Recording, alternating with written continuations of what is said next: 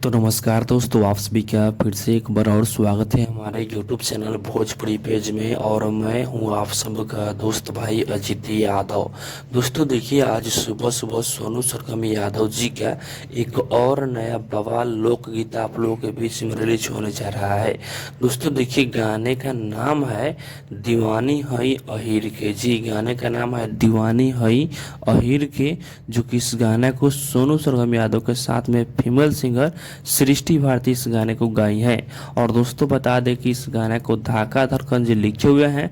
और इस गाने में यदि म्यूजिक की बात किया जाए तो इस गाने में म्यूजिक बना है आर्या शर्मा जी, जो कि इस गाने को आज ही के दिन सुबह 6:15 पर Sonu Sargam Yadav official YouTube channel पर रिलीज किया जा रहा है। तो आप लोग तैयार हो जाइए इस गाने को सुनने के लिए। गाना बहुत ही कमाल का गाना होने वाला है।